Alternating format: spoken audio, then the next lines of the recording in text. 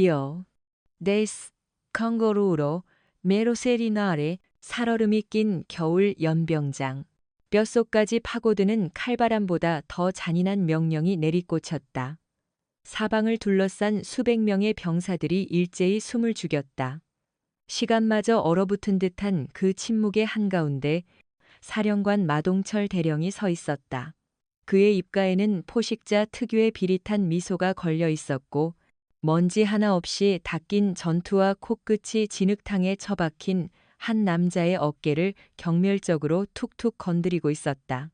진흙과 흙탕물이 온몸을 뒤덮은 채 무릎 꿇고 있는 남자는 40대 후반으로 보이는 한철민 준이었다.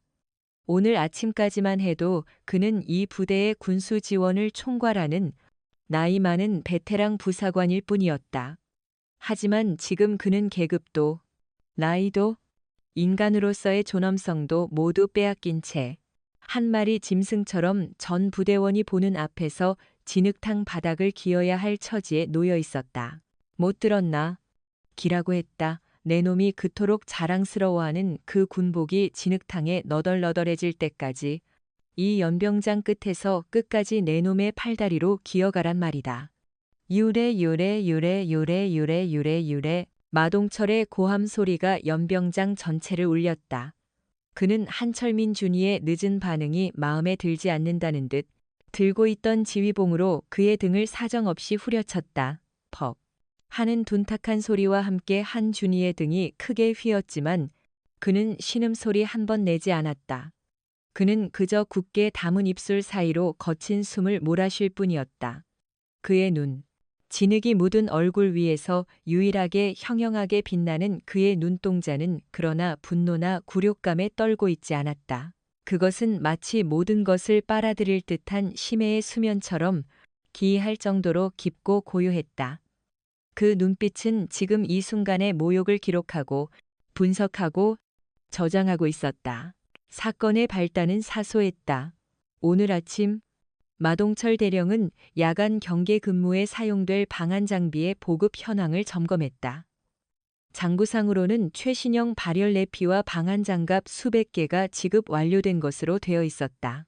하지만 한철민 준이는 어젯밤 창고를 직접 확인했고 실제로는 절반 이상의 물품이 비어 있다는 사실을 발견했다. 그는 규정대로 사실을 보고했다. 그것이 그의 실수였다. 이 백골 부대라 불리는 최전방 군수지원사령부에서 진실과 규정은 아무런 힘이 없었다. 이곳의 유일한 법은 사령관 마동철의 심기 그 자체였다. 이게 어디서 나이값도 못하고 상관한테 대들어. 내 놈이 뭘 안다고 내 행정에 토를 달아. 장부가 그렇다면 그런 거지. 내 놈이 직접 창고 문을 따고 들어갔다는 것 자체가 월권이고 하극상이야. Este i모로스 듀리세 루르네이루. 마동철은 보고서를 그 자리에서 찢어 한준이의 얼굴에 던졌다. 그리고는 그를 질질 끌고 연병장으로 나와 이 끔찍한 공개 망신을 주기 시작한 것이다. 그는 본보기로 삼을 대상이 필요했다. 감히 자신의 왕국에 돌을 던지는 자의 말로가 얼마나 비참한지를 모두에게 똑똑히 보여주고 싶었다. 특히 얼마 전 이 부대로 전입 온 어딘가 겉돌며 자신의 비위를 맞추지 않는 이 늙은 준이는 아주 좋은 먹잇감이었다. 주변의 도열한 병사들은 차마 고개를 들지 못했다. 어떤 병사는 입술을 깨물었고 어떤 병사는 주먹을 쥔 채 부들부들 떨었다. 그들은 모두 알고 있었다. 사라진 방한 장비가 어디로 갔는지, 그 돈이 누구의 주머니로 들어갔는지를. 얼마 전 혹한기 훈련에서 낡은 장비를 지급받고 동상에 걸려 발가락을 잘라낸 동료의 얼굴이 떠올랐다. 하지만 아무도 나서지 못했다. 마동철에게 밉보인다는 것은 곧 군 생활의 끝, 아니 인생의 끝을 의미할 수도 있었기 때문이다. 이곳은 대한민국 군대의 법이 닿지 않는 마동철이라는 왕이 지배하는 잔혹한 섬이었다. 한철민 준이는 천천히, 아주 천천히 손을 짚고 엎드렸다. 그의 체념한 듯한 행동에 마동철의 입꼬리가 만족스럽게 올라갔다. 하지만 그는 보지 못했다. 한준이의 손이 진흙 바닥을 짚는 순간 그의 눈빛이 얼마나 차갑게 식어갔는지를, 그건 포기가 아니었다. 사냥감이 사냥꾼의 목에 이빨을 박아 넣기 전 가장 깊숙이 몸을 낮추는 것과 같은 움직임이었다. 그는 생각했다. 박일병, 자네가 왜 죽어야 했는지 이제 알 것 같군. 한 달 전, 이 부대에서는 박일병이라는 신병이 야간 초소에서 근무 중 저체온증으로 사망하는 사건이 있었다. 군에서는 단순 사고사로 서둘러 종결했지만 그의 어머니는 아들이 죽기 전 이곳은 지옥이라며 보급품 문제로 고통을 호소했다는 탄원서를 국방부에 제출했다. 수많은 탄원이 묵살되었지만 단 하나가 기적적으로 살아남아 군 최고 수뇌부의 책상 위에 올라갔다. 그 결과 육군 본부 내에서도 그 존재가 베일에 쌓인 그림자 감찰단이 움직이기 시작했다. 그리고 그 감찰단의 단장이자 자신의 모든 계급과 신분을 지우고 오직 복수와 정의만을 위해 이곳에 온 남자. 한진우 소장. 그는 지금 한철민 준이라는 이름의 허물을 뒤집어 쓴 채 이 부패한 왕국의 심장부에서 가장 끔찍한 모욕을 온몸으로 받아내고 있었다. 그의 뇌는 컴퓨터처럼 이 모든 상황을 데이터로 변환하고 있었다. 마동철의 목소리 톤, 주변 간부들의 표정, 병사들의 공포, 어린 눈빛. 이 모든 것이 그가 찾던 증거. 바로 살아있는 증거였다. 한준위의 무릎이 마침내 진흙탕을 파고들며 앞으로 나아가기 시작했다. 질퍽한 진흙이 군복을 적시고 차가운 냉기가 살을 파고들었다. 한 걸음, 한 걸음, 그는 연병장 끝을 향해 기어갔다. 수백 명의 눈동자가 그의 등 뒤에 비수처럼 박혔다. 마동철과 그의 수하들은 승리감에 도취해 낄낄거리며 웃음을 터뜨렸다. 그들은 몰랐다. 지금 그들의 발밑에서 기어가는 저 남자가 한 걸음을 내디딜 때마다 자신들의 무덤을 한 삽씩 파고 있다는 사실을 그들은 몰랐다. 자신들이 방금 걷어찬 것이 단순한 돌멩이가 아니라 곧 부대 전체를 집어삼킬 거대한 화산의 분화구였다는 사실을. 오늘의 이야기는 어디에서 듣고 계신가요? 구독과 좋아요로 응원해 주시면 이 썩어빠진 부대의 정의가 어떻게 실현되는지, 진흙탕 속에서 기어가던 저 남자가 어떻게 괴물의 심장을 꿰뚫는지 그 통쾌한 복수의 서막을 다음 이야기에서 보여드리겠습니다. 연병장을 가로질러 기어가는 그 시간은 영원처럼 길었다. 한철민 준위, 아니 한진우 소장의 온몸은 진흙과 모욕감으로 뒤범벅되었지만 그의 정신은 그 어느 때보다 차갑고 날카롭게 깨어 있었다. 그는 자신의 호흡을 조절하며 굴욕적인 자세 속에서도 주변의 모든 정보를 흡수했다. 마동철의 충복인 행정보급관 김중령이 교활한 눈빛으로 자신을 훑어보는 것, 몇몇 병사들이 남몰래 분노의 눈물을 삼키는 것, 그리고 하늘 위를 무심하게 떠다니는 구름의 모양까지. 그의 머릿속에서는 이 모든 조각들이 거대한 퍼즐의 일부로 맞춰지고 있었다. 그는 이 굴욕을 통해 적들의 방심을 샀고 동시에 부대 내부의 역학관계와 잠재적 아군을 파악하는 절호의 기회로 삼았다. 연병장 끝에 도착했을 때 그의 군복은 형체를 알아볼 수 없을 정도로 더러워졌지만 그의 계획은 더욱 선명하고 단단해져 있었다. 그날 밤 부대의 모든 불이 꺼지고 깊은 어둠이 내렸다. 낮 동안의 소동으로 모두가 지쳐 잠들었을 시간, 한준위의 숙소 문이 소리 없이 열렸다. 그는 낮의 그 비참한 모습과는 전혀 다른 한 마리 흑표범처럼 빠르고 은밀하게 움직였다. 그는 자신의 몸에 묻은 진흙을 닦아낼 생각도 하지 않았다. 오히려 그 진흙은 그의 위장막이 되어주었다.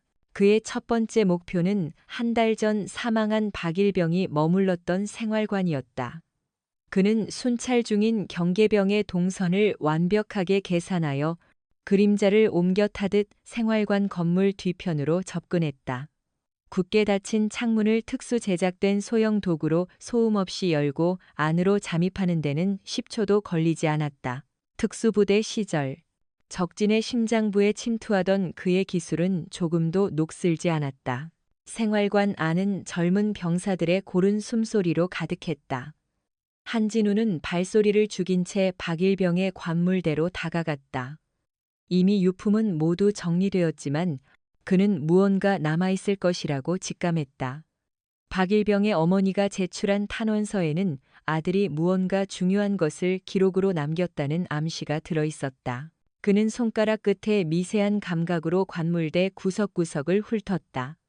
마침내 그는 관물대 가장 안쪽, 눈에 잘 띄지 않는 합판 이음새에서 미세하게 튀어나온 부분을 발견했다.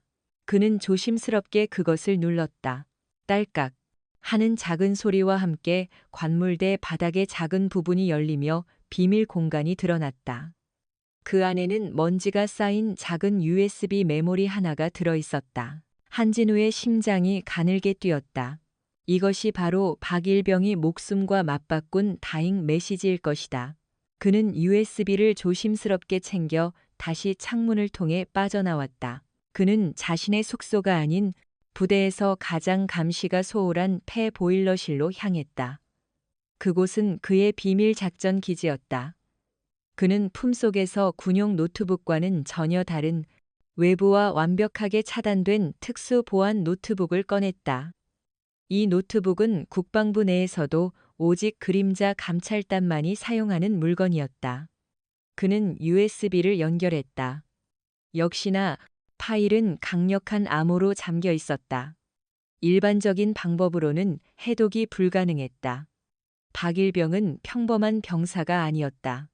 입대 전 그는 이름난 화이트 해커였다. 그는 군 시스템의 허점을 파고들어 마동철의 비리를 추적하다가 자신의 죽음을 예감하고 이 모든 증거를 자신만이 아는 방식으로 봉인해둔 것이었다. 한진우는 키보드 위에 손을 올렸다. 그는 암호를 풀기 시작했다. 화면 위로 수만 개의 코드들이 폭포수처럼 쏟아져 내렸다. 밤이 깊어지고 새벽이 올 때까지 그는 끈질기게 암호의 벽을 두드렸다. 이것은 단순한 해독 작업이 아니었다. 그것은 억울하게 죽어간 젊은 병사의 영혼과 나누는 처절한 대화였다. 마침내 동이 트기 시작할 무렵 화면의 마지막 암호 체계가 무너졌다는 메시지가 떴다. 굳게 닫혀있던 파일이 마침내 열렸다. 그리고 그 안에 담긴 내용은 산전수전 다 겪은 한진우 소장조차도 순간 숨을 멈추게 할 만큼 충격적이었다. 그 안에는 단순한 군수품 횡령 기록만 있는 것이 아니었다. 그것은 이 부대를 넘어 군 전체를 뒤흔들 거대한 괴물의 실체, 그 추악한 민낯을 고스란히 담고 있었다. 그는 이제 알았다. 자신이 상대해야 할 적이 마동철 한 명이 아니라는 것을. 화면이 밝아지며 박일병이 남긴 파일의 내용이 모습을 드러냈다. 그것은 단순한 비리 장부가 아니었다.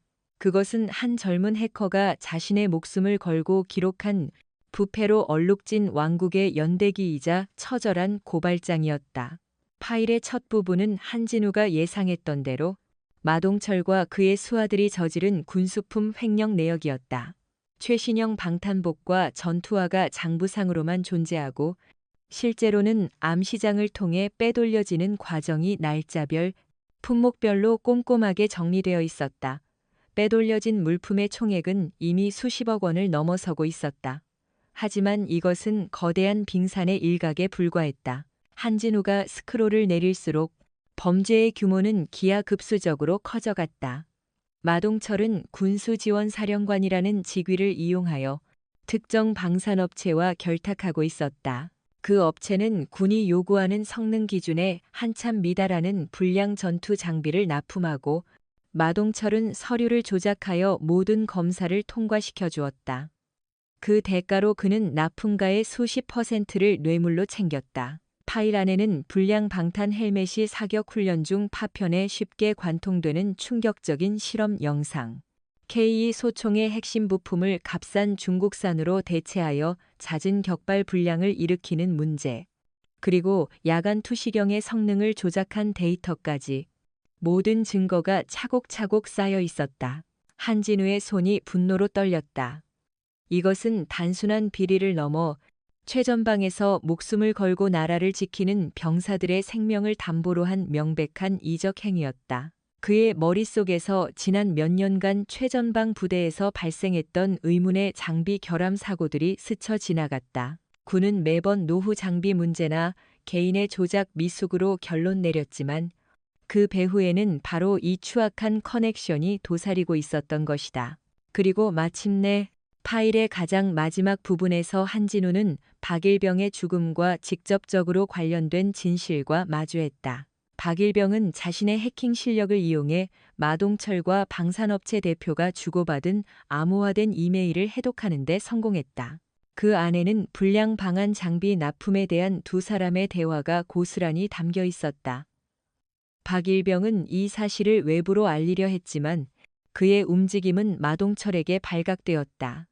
마동철은 박일병을 사고사로 위장하여 제거하라고 지시했다. 그를 혹한의 야간 초소에 홀로 배치하고 불량 방한복을 지급하여 얼어 죽게 만든 것이다. 이것은 사고가 아닌 명백한 계획 살인이었다. 파일의 마지막에는 박일병이 남긴 짧은 메시지가 있었다. 저는 죽습니다. 하지만 진실은 죽지 않습니다. 이 파일이 부디 정의로운 분의 손에 들어가기를. 한진우는 노트북을 덮고 눈을 감았다.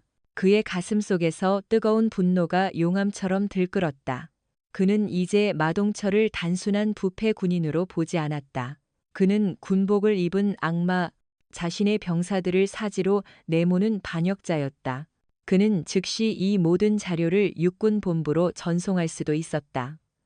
하지만 그는 그렇게 하지 않았다.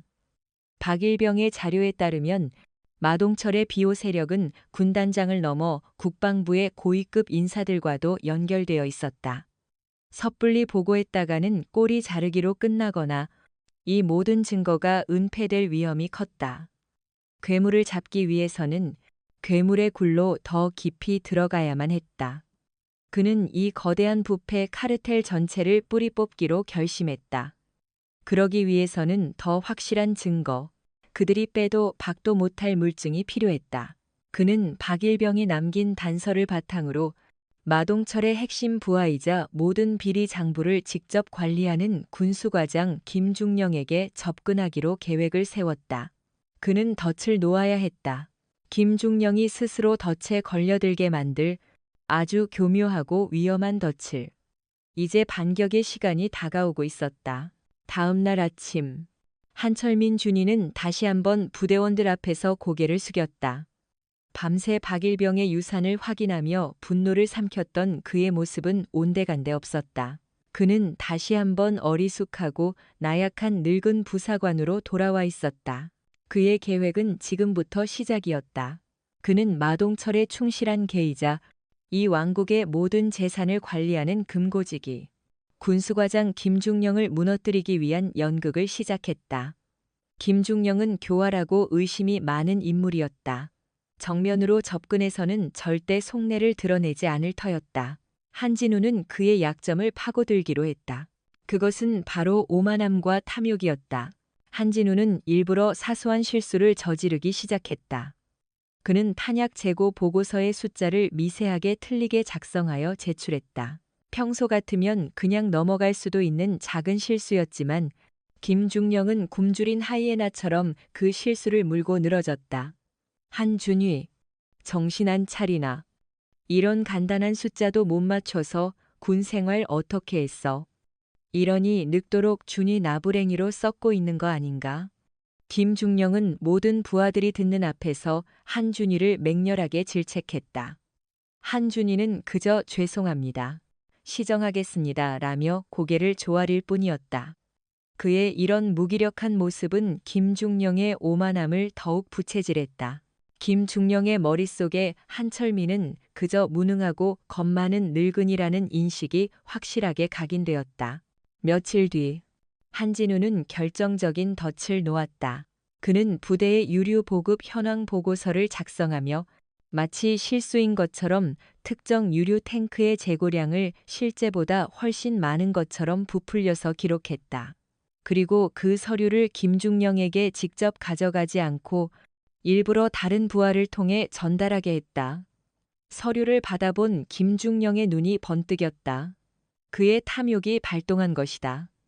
장부상으로만 존재하는 유령 기름. 이것을 몰래 빼돌리면 엄청난 뒷돈을 챙길 수 있었다. 그리고 그 모든 책임은 보고서를 작성한 무능한 한철민 준위에게 떠넘기면 그만이었다. 그에게는 너무나도 완벽한 기회였다. 그날 밤 김중령은 자신의 신복 몇 명과 함께 문제의 유류 탱크로 향했다. 그는 유조차를 이용해 장부상으로만 존재하던 기름, 즉 실제로는 다른 탱크에 멀쩡히 보관되어 있던 기름을 빼돌리기 시작했다. 이 모든 과정은 어둠 속에서 숨어 있던 한진우의 초소형 카메라에 고스란히 녹화되고 있었다. 하지만 한진우의 진짜 목표는 기름이 아니었다. 그의 목표는 이 사건을 통해 김중령이 자신의 비밀 장부를 꺼내게 만드는 것이었다. 모든 범죄자들은 자신만의 기록을 남기는 법이다. 공범을 믿지 못하고 자신의 공적을 기록하기 위해 다음 날 아침 부대는 발칵 뒤집혔다. 유류 탱크 하나가 텅 비어버린 것이다. 마동철은 길길이 날뛰었고 김중령은 계획대로 모든 책임을 한철민 준위에게 돌렸다. 사령관님, 제가 어제 한준위가 올린 보고서가 이상해서 확인해 보니 재고량이 엉터리였습니다. 그 늙은이가 정신이 오락가락해서 재고 파악도 제대로 못한 겁니다. 마동수든 한준위를 당장 잡아오라고 소리쳤다. 하지만 한준위는 이미 의무실에 누워 있었다. 그는 어젯밤 일부러 차가운 바닥에서 잠을 자 심한 몸살 감기에 걸린 척 연기하고 있었다. 김중령은 모든 것이 자신의 계획대로 되어간다고 확신했다. 그는 자신의 사무실로 돌아와 의기양양하게 웃었다. 그는 이번 일로 한준이를 완벽하게 제거하고 동시에 거액의 돈까지 챙겼다. 그는 자신의 범죄 수익을 기록하기 위해 금고 깊숙한 곳에 숨겨두었던 노트북을 꺼냈다. 그 노트북 안에는 지난 몇 년간 그가 관리해온 모든 비자금 내역과 횡령 기록이 담겨 있었다. 그가 노트북을 켜고 암호를 입력하려는 순간 그의 등 뒤에서 차가운 목소리가 들렸다. 김중령, 그 장부, 나도 좀 같이 보면 안 되겠나. 김중령이 경악하며 뒤를 돌아보았다. 그곳에는 방금 전까지 의무실에 누워 있어야 할 한철민 준이가 유령처럼 서 있었다. 그의 얼굴에서는 더 이상 어리숙한 미소를 찾아볼 수 없었다. 그의 눈은 모든 것을 꿰뚫어보는 사냥꾼의 눈빛으로 번뜩이고 있었다. 김중령은 그제야 자신이 거대한 덫에 완벽하게 걸려들었음을 깨달았다. 한준이님, 어떻게 여기에, 몸은 괜찮으십니까? 이 캡트고 슈더 루케스. 김중령의 목소리가 염소처럼 떨렸다. 그는 필사적으로 노트북을 자신의 등 뒤로 감추며 아무렇지 않은 척 연기를 시작했다. 하지만 그의 창백한 얼굴과 흔들리는 동공은 그의 공포를 고스란히 드러내고 있었다. 한철민 준이는 대답 대신 천천히 그에게 다가갔다. 그의 발걸음 소리는 조용한 사무실 안에서 사형 집행인의 발소리처럼 무겁게 울렸다. 그는 김중령의 책상 앞에 멈춰 서서 그의 눈을 똑바로 꿰뚫어 보았다. 더 이상 온화하고 어리숙한 눈빛이 아니었다. 그 안에는 모든 것을 얼려버릴 듯한 냉기와 거역할 수 없는 위압감이 서려 있었다. 내 몸 걱정할 때가 아닐 텐데. 김중령, 지금 자네 목숨이 경각에 달려있다는 건 아나. 한준이의 목소리는 낮고 차분했지만 그 안에 담긴 살기는 김중령의 심장을 얼어붙게 만들기에 충분했다. 유류 횡령, 증거 조작, 그리고 상관 모함까지. 자네가 어젯밤 저지른 짓 내가 다 지켜보고 있었다는 건 모르나? 그는 품속에서 초소형 카메라를 꺼내 책상 위에 던졌다. 카메라의 작은 렌즈가 섬뜩한 눈동자처럼 김중령을 노려보고 있었다. 김중령의 얼굴에서 마지막 핏기마저 사라졌다. 그는 모든 것이 끝났다고 생각했다. 하지만 한진우의 목표는 김중령을 체포하는 것이 아니었다. 그의 목표는 김중령이 쥐고 있는 비밀 장부, 그 자체였다. 그는 김중령의 심리를 교묘하게 파고들기 시작했다. 하지만 자네에게도 기회는 있어. 그는 목소리를 누그러뜨리며 마치 구원의 손길을 내미는 것처럼 말했다. 내가 원하는 건 자네 목이 아니야. 나는 마동철 대령의 목을 원한다. 자네도 알지 않나? 이 모든 일의 배후에 누가 있는지. 유류 횡령도 결국 그자의 주머니를 채우기 위한 짓이었겠지. 이대로 모든 게 밝혀지면 마대령은 분명 자네에게 모든 죄를 뒤집어 씌우고 꼬리를 자를 걸세.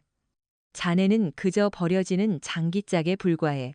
그의 말은 김중령의 가장 깊은 불안감을 정확히 찔렀다.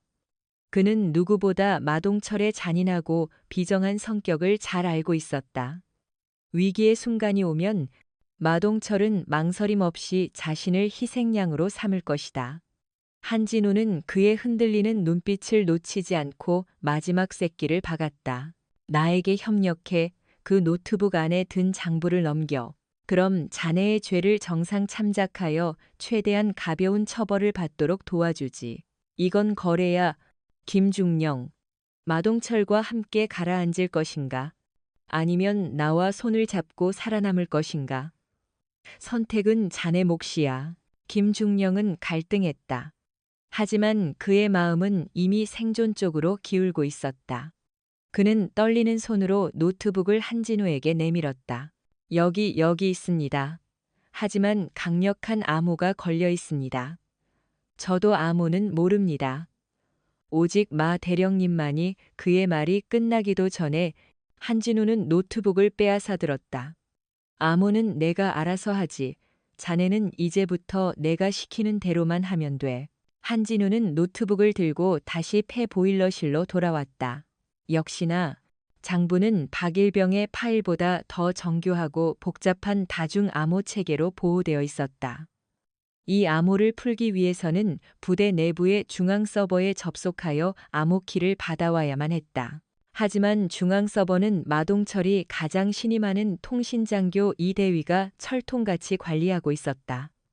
이대위는 마동수의 신복 중의 신복으로 웬만한 회유나 협박에는 눈 하나 깜짝하지 않을 인물이었다. 하지만 한진우는 이미 그를 무너뜨릴 약점을 파악하고 있었다. 다음 날 한진우는 우연히 부대 밖 면회실에서 이 대위와 마주쳤다.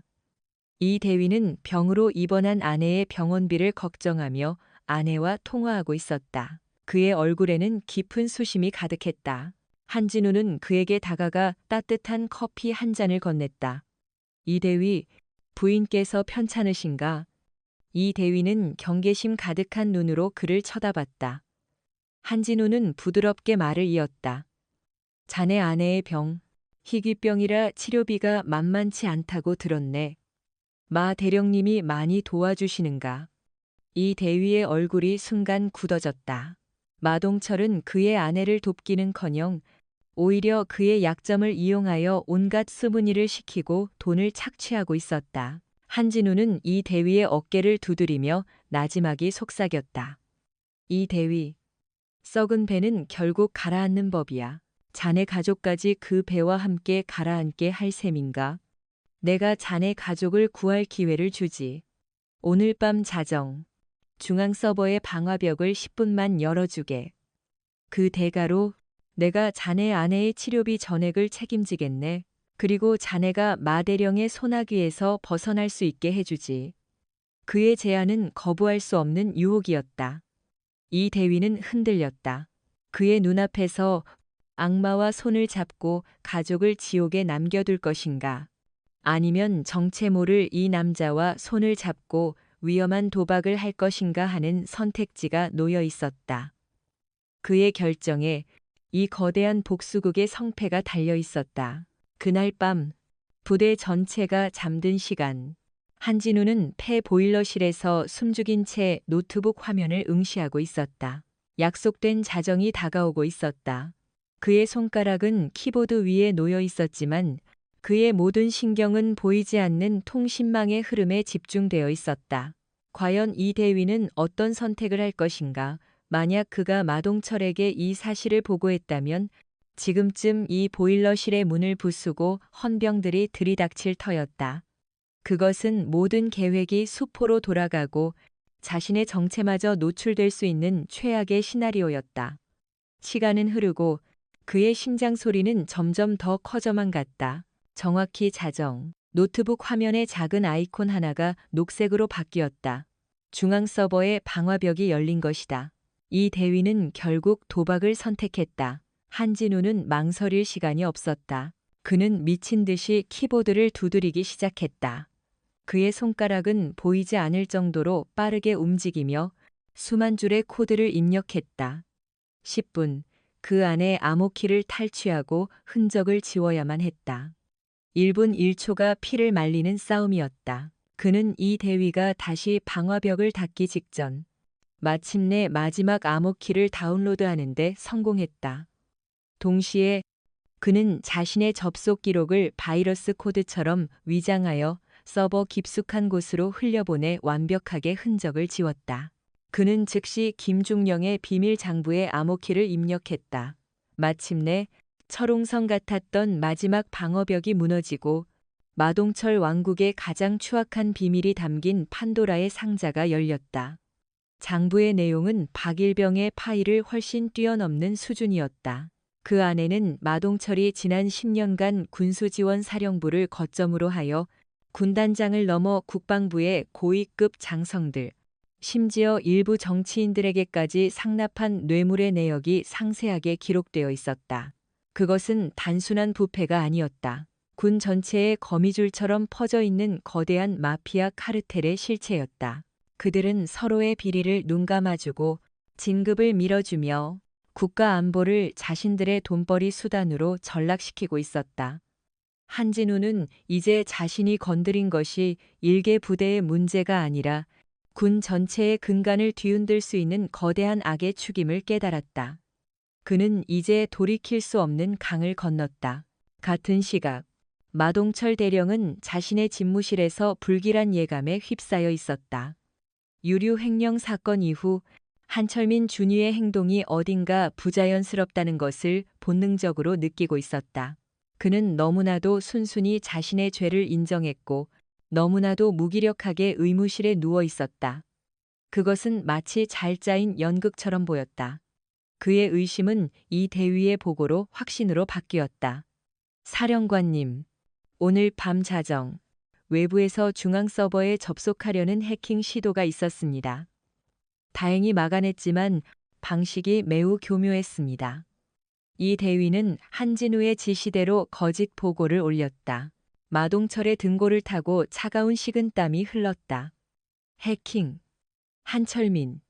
그의 머릿속에서 모든 조각들이 맞춰지기 시작했다. 그는 즉시 자신의 정보 라인을 총동원하여 한철민 준이라는 인물의 뒷조사를 다시 시작했다. 이번에는 그의 군번과 이름뿐만 아니라 그의 모든 과거 기록을 샅샅이 뒤졌다. 몇 시간 뒤 그에게 충격적인 보고가 올라왔다. 한철민이라는 이름의 준위는 육군 본부의 공식 인원 명부에 존재하지 않는다는 것. 그의 신상 정보는 누군가에 의해 완벽하게 조작, 유령 데이터에 불과했다. 감찰, 마동철의 입에서 나지막한 신음이 터져 나왔다. 그는 모든 것을 깨달았다. 한철민은 평범한 늙은 준이가 아니었다. 그는 자신을 잡기 위해 육군 본부에서 보낸 칼날, 그림자였다. 연병장에서의 굴욕, 보고서 실수, 유류 횡령 사건 유도, 그 모든 것이 자신을 방심시키고 증거를 확보하기 위한 치밀한 함정이었던 것이다. 그는 자신이 사냥꾼이 아니라 거대한 덫에 걸린 사냥감이었음을 깨달았다. 공포가 그의 온몸을 덮쳤다. 이대로 모든 것이 밝혀지면 그는 물론이고 그와 연결된 모든 카르텔이 한순간에 무너질 터였다. 그의 눈에 광기가 서리기 시작했다. 그는 더 이상 물러설 곳이 없었다. 그는 그 그림자를 제거하기로 결심했다. 흔적도 없이 완벽하게 그는 자신의 가장 더러운 일을 처리해주는 외부의 해결사에게 전화를 걸었다. 처리할 타겟이 생겼다. 부대 내에서 사고사로 위장해서 깨끗하게 그는 내일 야간 훈련을 핑계로 한철민을 외딴 폐창고로 유인할 계획을 세웠다. 그곳은 CCTV도 없고 외부와 완벽하게 차단된 곳이었다. 그곳에서 그는 자신의 존재를 위협하는 그림자를 영원히 지워버릴 생각이었다. 이제 이 싸움은 단순한 수사가 아니었다. 서로의 목숨을 건 피비린내 나는 전쟁으로 변해가고 있었다. 다음 날 부대에는 팽팽한 긴장감이 흘렀다. 마동철은 아무렇지 않은 척 예정대로 야간 전술 훈련을 지시했다. 그의 진짜 목표는 훈련이 아니었다. 그의 목표는 오직 한 사람, 한철민 준이었다. 그는 훈련 계획을 발표하며 한준위에게 특별 임무를 부여했다. 한준위, 자네는 연로하니 훈련에 직접 참여하기는 힘들겠지. 대신 자네에게는 더 중요한 임무를 주겠다. 훈련 지역 외곽에 있는 3번 폐 창고에 가서 비축된 구형 통신 장비들의 재고를 다시 한번 확인하고 보고하도록. 아주 중요한 임무니 혼자 조용히 다녀오게. 그의 목소리는 부하를 배려하는 상관의 목소리였지만 그 눈빛은 먹잇감을 함정으로 유인하는 포식자의 그것이었다. 부대원들은 모두 그의 명령을 이상하게 생각했다. 굳이 한밤중에 훈련과는 상관도 없는 늙은 준위에게 폐창고 재고 조사를 시키는 것은 상식 밖의 일이었다. 하지만 누구도 감히 이 일을 제기하지 못했다. 한철민 준이는 모든 것을 알고 있다는 듯 담담하게 그의 명령을 받아들였다. 알겠습니다. 사령관님. 그의 순순한 태도에 마동철은 자신의 계획이 완벽하다고 확신했다. 밤이 깊어지고 훈련이 시작되었다. 한준이는 지프차를 몰고 부대 외곽의 3번 폐 창고로 향했다. 창고는 인적이 드문 숲속에 위치해 있었고 스산한 밤 공기 속에서 거대한 괴물처럼 웅크리고 있었다. 그는 차에서 내려 창고의 육중한 철문을 열고 안으로 들어갔다. 그가 안으로 들어서는 순간 등 뒤에서 철문이 쾅 하고 닫히는 소리가 울렸다. 함정이 발동된 것이다. 창고 안의 어둠 속에서 검은 복면을 쓴 3명의 괴한이 소음기가 달린 권총을 들고 모습을 드러냈다. 그들은 마동철이 고용한 전문 해결사들이었다. 한철민 준이, 당신의 군 생활은 오늘로 끝이다. 괴한 중 한 명이 차가운 목소리로 말했다. 하지만 그들의 눈앞에 있는 남자는 더 이상 겁에 질린 늙은 준이가 아니었다. 한철민의 어깨는 꼿꼿이 펴져 있었고 그의 눈은 어둠 속에서도 늑대처럼 번뜩이고 있었다. 그는 자신의 옷소매에 숨겨두었던 초소형 녹음기의 버튼을 누르며 오히려 그들에게 질문을 던졌다. 마동철이 보냈나? 사고사로 위장하라고 하던가? 그의 여유로운 태도에 괴한들은 순간 당황했다.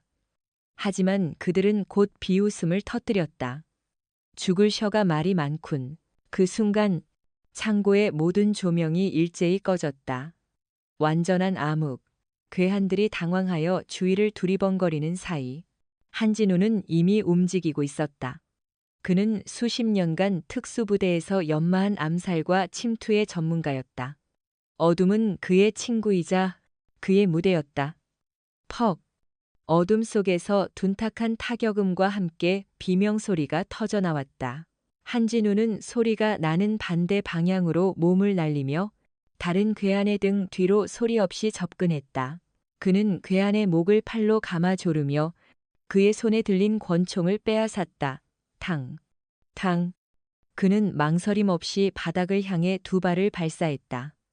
총소리에 놀란 마지막 괴한이 그쪽으로 총구를 돌리는 순간 한진우는 이미 그의 옆으로 파고들어 있었다. 그는 빼앗은 권총의 개머리판으로 괴한의 관자놀이를 강타했다. 모든 것은 단 1분 만에 일어났다.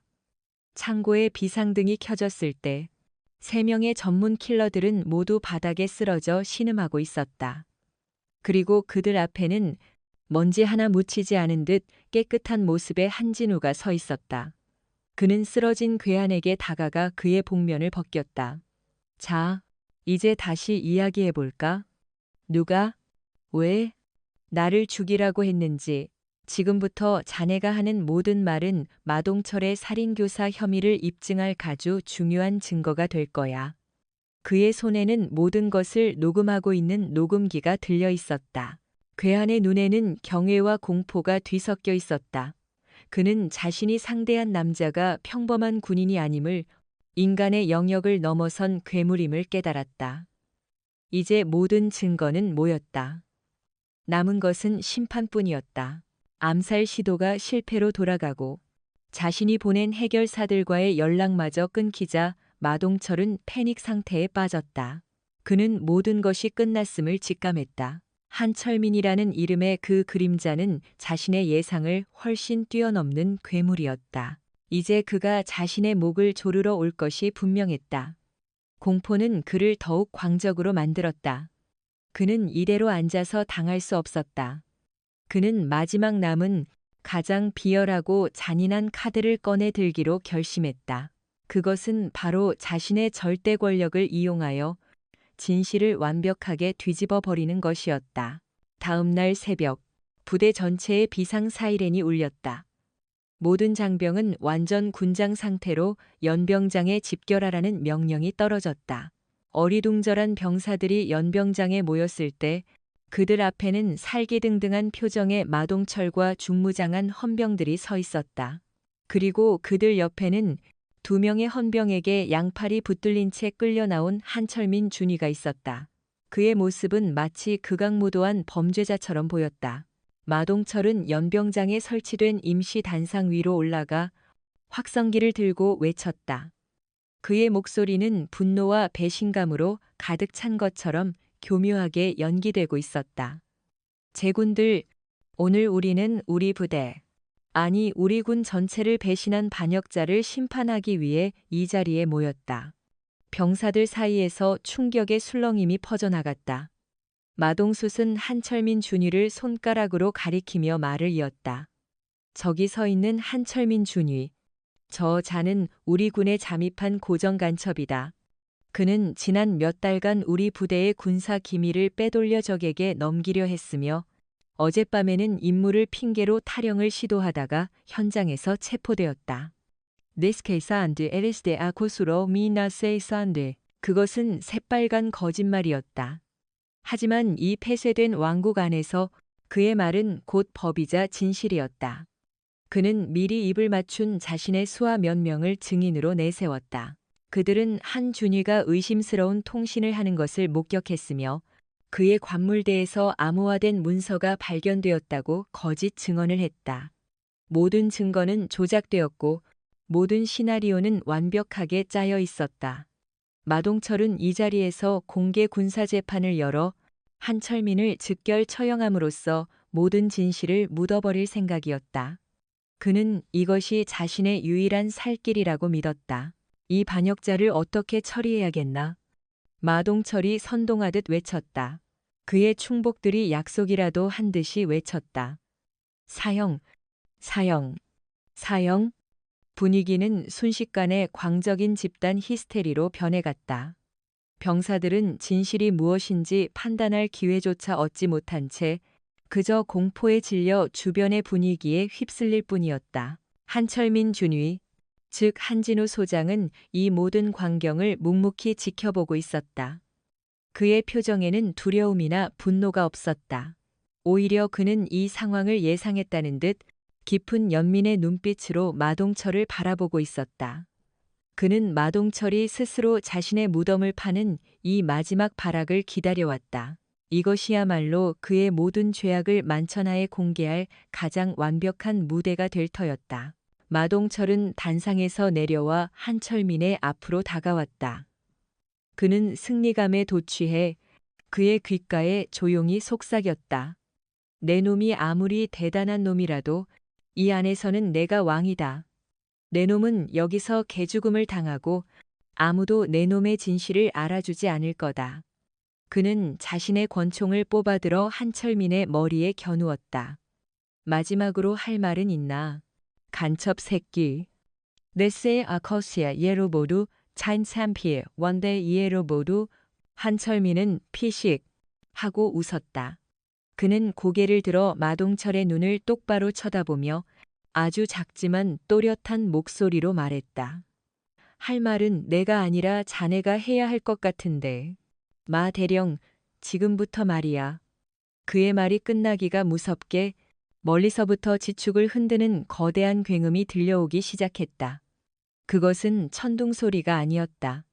그것은 수십 대의 헬리콥터 프로펠러가 공기를 가르는 소리였다. 심판의 시간이 마침내 도래한 것이다. 부대 상공을 뒤덮은 굉음의 정체는 블랙호크, 대한민국 육군 최정예 특수부대를 수송하는 기동 헬기들이었다. 10여 대가 넘는 헬기들이 약속이라도 한 듯 연병장 상공을 선회하며 강력한 하강풍을 쏟아냈다. 흙먼지가 폭풍처럼 일어나 연병장 전체를 뒤덮었고 병사들은 눈을 뜨지 못한 채 비명을 지르며 엎드렸다. 마동철의 얼굴이 경악으로 굳어졌다. 그의 손에 들려있던 권총이 힘없이 바닥으로 떨어졌다. 이것은 그의 시나리오에 없는, 상상조차 해본 적 없는 일이었다. 헬기에서 검은색 로프들이 폭포수처럼 쏟아져 내렸다. 그리고 그 로프를 타고 검은색 특수 전투복과 복면으로 무장한 헌병 특임대 스디 대원들이 순식간에 지상으로 강하했다. 그들의 움직임은 한치의 오차도 없이 신속하고 절도 있었다. 그들은 연병장을 완벽하게 포위하고 모든 병사들과 간부들에게 총구를 겨누었다. 모두 움직이지 마. 움직이면 사살한다. 특임대 팀장의 냉엄한 목소리가 확성기를 통해 연병장 전체에 울려 퍼졌다. 순식간에 마동철의 왕국은 외부의 압도적인 무력 앞에 완벽하게 무력화되었다. 모든 것이 멈춘 그 순간, 흙먼지 속에서 단 한 사람만이 움직이고 있었다. 헌병들에게 붙들려 있던 한철민 준이었다. 그는 자신을 붙잡고 있던 헌병들의 팔을 가볍게 뿌리치고 천천히 앞으로 걸어 나왔다. 그의 발걸음은 더 이상 나약한 늙은 준이의 것이 아니었다. 그것은 전장을 지배하는 절대자의 발걸음이었다. 그는 넋이 나간 채 자신을 바라보는 마동철의 앞에 섰다. 그리고 그는 자신의 어깨에 붙어 있던 진흙과 먼지로 더러워진 준위 계급장을 천천히 떼어냈다. 그는 그 계급장을 마치 낡은 껍데기를 버리듯 바닥에 던져버렸다. 그리고는 자신의 전투복 안주머니 깊숙한 곳에서 무언가를 꺼냈다. 그것은 어둠 속에서도 스스로 빛을 발하는 듯한 차갑고 단단한 금속 재질의 물체였다. 그는 그것을 자신의 양쪽 어깨 위에 아주 천천히 그리고 장엄하게 부착했다. 흙먼지가 서서히 가라앉고 병사들이 마침내 눈을 떴을 때 그들은 믿을 수 없는 광경을 목격했다. 방금 전까지 진흙탕을 기고 간첩으로 몰려 처형당하기 직전이었던 그 남자의 어깨 위에서 두 개의 별이 아침 햇살을 받아 찬란하게 빛나고 있었다. 소장, 샤오장, 대한민국 육군 소장 계급장이었다. 연병장에는 바늘 하나 떨어지는 소리조차 들리지 않는 완벽한 정적이 흘렀다. 수백 명의 병사들과 간부들은 마치 거대한 망치로 머리를 맞은 듯 그 자리에 얼어붙어 버렸다. 그들의 뇌는 눈앞의 비현실적인 광경을 이해하기를 거부했다. 특히 마동철, 그의 얼굴은 이미 살아있는 사람의 것이 아니었다. 그의 동공은 풀려 있었고 입은 뻐끔거렸지만 아무런 소리도 나오지 않았다. 그는 자신의 손으로 직접 지옥의 문을 열고 그 안에서 걸어 나온 심판의 화신과 마주하고 있었다. 한진우 소장은 더 이상 아무 말도 하지 않았다. 그는 그저 차갑고 텅 빈 눈으로 완전히 무너져 내린 마동철을 내려다볼 뿐이었다. 특임대 팀장이 그에게 다가와 깍듯하게 경례를 올렸다. 단장님, 현장 확보 완료했습니다. 명령을 내려주십시오. 한진우는 고개를 끄덕이고 특임대 팀장에게서 확성기를 건네받았다. 그리고 그는 이 왕국의 겁에 질린 백성들에게, 그리고 이제는 몰락한 왕에게 자신의 진짜 목소리를 처음으로 들려주었다. 나는 육군본부 직할, 그림자 감찰단장, 소장 한진우다. 그의 목소리는 천둥처럼 연병장 전체를 울렸다. 지금부터 이 부대에 대한 모든 지휘권은 내가 인수한다. 그리고 이 자리에서 반역자 마동철과 그 하수인들에 대한 심판을 시작한다. 그의 선포와 함께 몰락한 왕국의 잔혹한 장례식이 시작되었다. 한진우 소장의 선포가 끝나자마자 헌병 특임대는 일사불란하게 움직였다. 그들의 첫 번째 목표는 마동철 대령이었다. 방금 전까지 절대 권력자였던 그는 이제 저항할 의지조차 잃은 채 2명의 특임대원에게 양팔이 꺾여 무릎 꿇려졌다. 그의 어깨에서는 대령 계급장이 거칠게 뜯겨나갔고 차가운 수갑이 그의 손목에 채워졌다. 그의 눈은 여전히 초점을 잃은 채 눈앞의 현실을 받아들이지 못하고 있었다.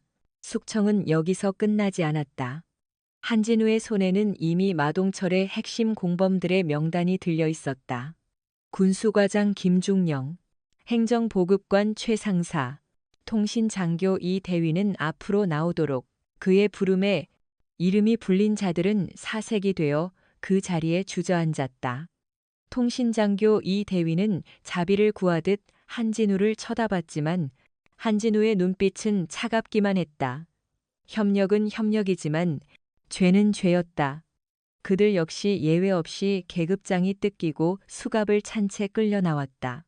한진우는 연병장에 도열한 전체 장병들을 향해 말했다. 그의 목소리에는 분노와 함께 깊은 슬픔이 담겨 있었다. 지난 몇 달간 나는 여러분과 함께 생활하며 모든 것을 지켜보았다. 썩어빠진 지휘관 아래서 여러분이 겪어야 했던 고통과 억압, 그리고 죽음까지도, 특히 자신의 신념을 지키려다 억울하게 희생된 구박지훈 일병의 죽음에 군의 선배로서, 지휘관으로서 고개 숙여 사죄한다. 그는 허리를 숙여 겁에 질린 젊은 병사들에게 진심으로 사과했다. 그의 예상치 못한 행동에 병사들의 눈시울이 붉어지기 시작했다. 하지만 이제 모든 것이 끝났다. 이 부대를 지옥으로 만들었던 악마들은 모두 심판받을 것이다. 오늘부로 이 백골 부대는 과거의 모든 오욕을 씻고 오직 국가와 국민 그리고 전우를 위해 존재하는 진정한 군대로 다시 태어날 것이다. 더 이상 여러분의 충성이 부패한 개인을 위해 사용되는 일은 없을 것이며 여러분의 생명이 헐값에 취급되는 일 또한 없을 것이다. 내가 여러분에게 약속한다. 그의 연설이 끝나자 한 병사가 먼저 손을 들어 경례를 올렸다. 그것을 시작으로 연병장에 있던 수백 명의 병사들이 일제히 그를 향해 경례를 올렸다. 그것은 공포에 의한 복종이 아니었다. 그것은 자신들을 억압하던 거대한 어둠을 걷어내고 진정한 빛을 가져다준 영웅에게 보내는 마음 깊은 곳에서 우러나온 진정한 존경과 감사의 표시였다. 그날 이후 백골 부대는 완전히 달라졌다.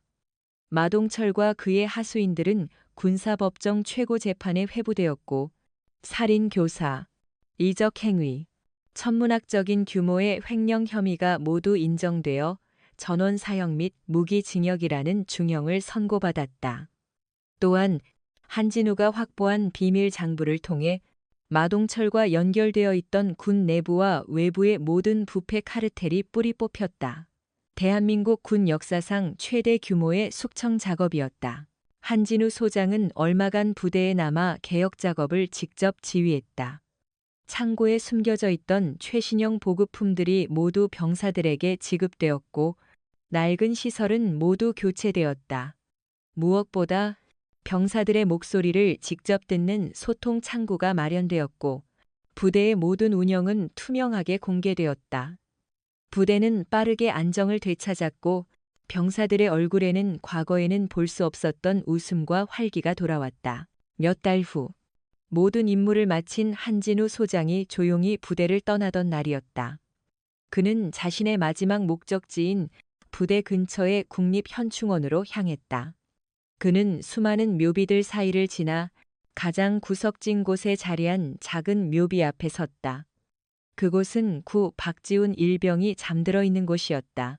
그는 묘비 앞에 서서 거수경례를 올렸다.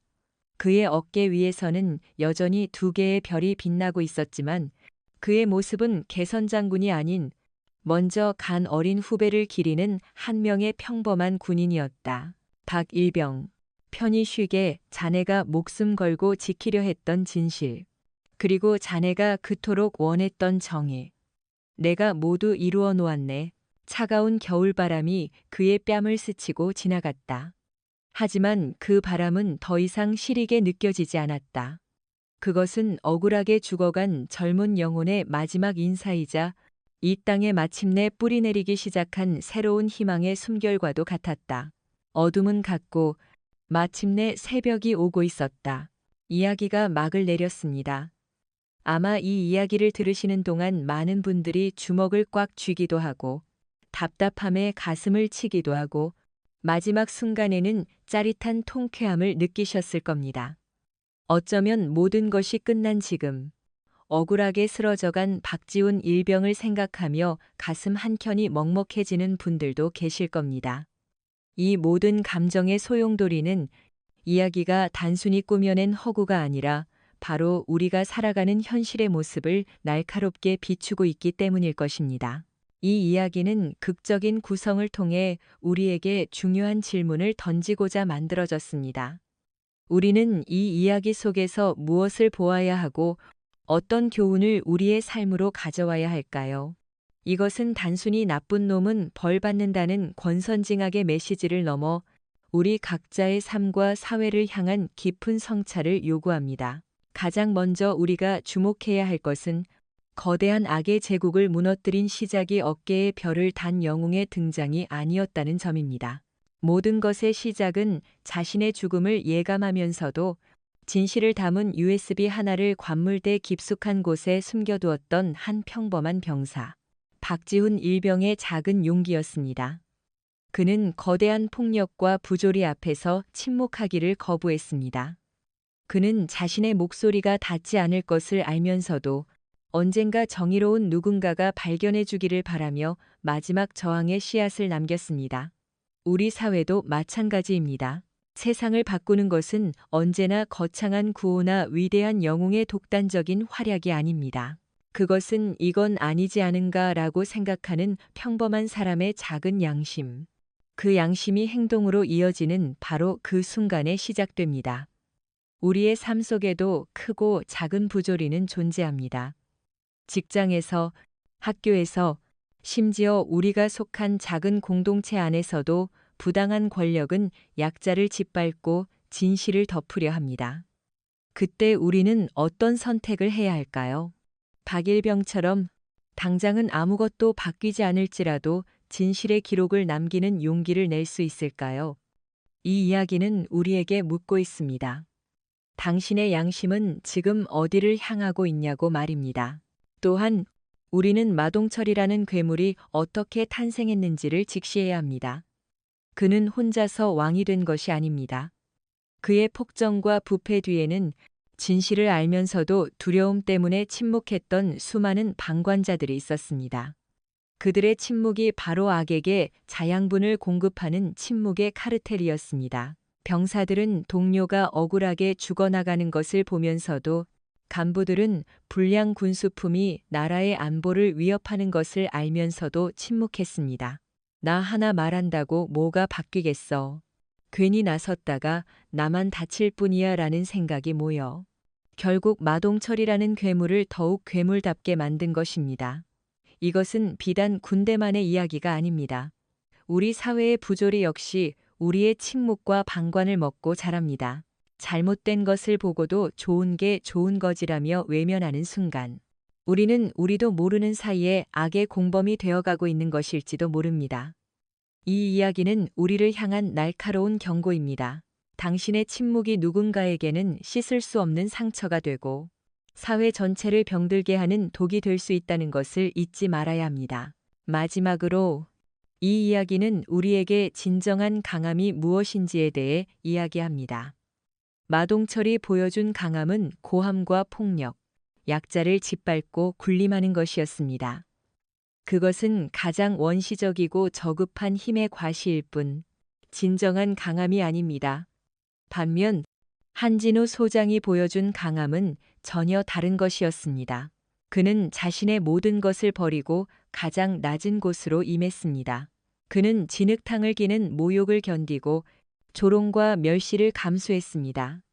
그의 강함은 더 큰 정의를 위해 스스로를 낮추는 인내였고, 감정을 앞세우기보다 차가운 이성으로 진실을 파고드는 지혜였으며, 무엇보다 억울하게 희생된 약자를 위해 자신의 모든 것을 걸 수 있는 공감의 능력이었습니다.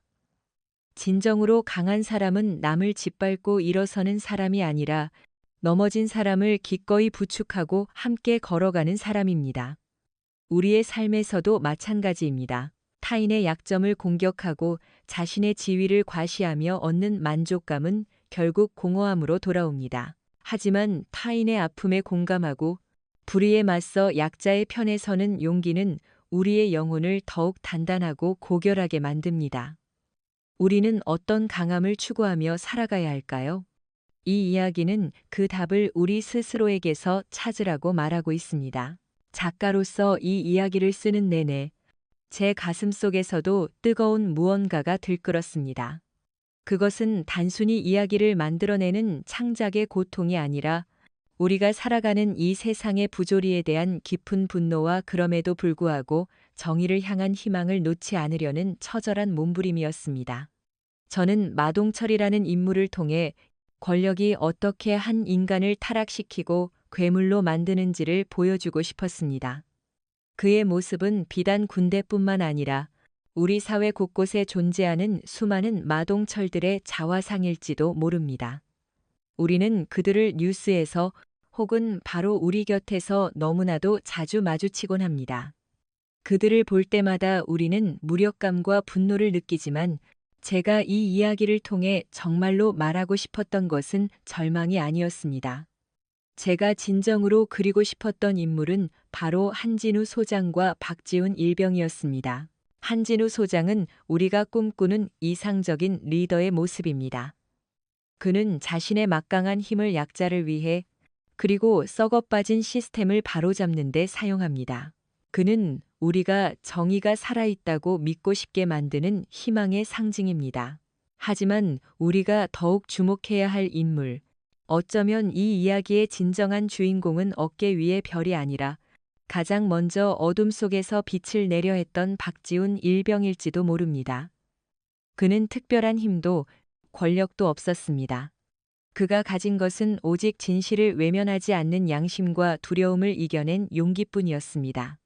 저는 믿습니다. 우리 모두의 마음속에는 작은 박지훈 일병이 살고 있다고 말입니다. 그 작은 목소리를 외면하지 않고 귀 기울일 때 우리 주변의 한진우 소장들이 움직이기 시작할 것입니다. 이 이야기는 결국 우리 모두의 이야기입니다. 우리가 어떤 선택을 하느냐에 따라 우리 사회는 마동철의 왕국이 될 수도 한진우가 꿈꾸는 정의로운 공동체가 될 수도 있습니다. 저는 이 이야기가 여러분의 마음속에 작은 불씨 하나를 남겼으면 좋겠습니다. 불의를 보고 더 이상 침묵하지 않을 용기, 그리고 더 나은 세상을 만들 수 있다는 희망의 불씨 말입니다. 이야기는 끝났지만 우리의 삶 속에서의 진짜 이야기는 지금부터 시작입니다. 오늘 이야기에 대한 여러분의 생각을 댓글로 남겨주세요. 여러분은 이 이야기를 통해 무엇을 느끼셨나요? 여러분의 삶 속 마동철과 마주했을 때 여러분은 어떤 선택을 하시겠습니까? 여러분의 이야기가 모여 더 나은 세상을 만드는데 큰 힘이 됩니다. 구독과 좋아요는 저희에게 더 좋은 이야기를 만들 수 있는 가장 큰 원동력이 됩니다. 감사합니다.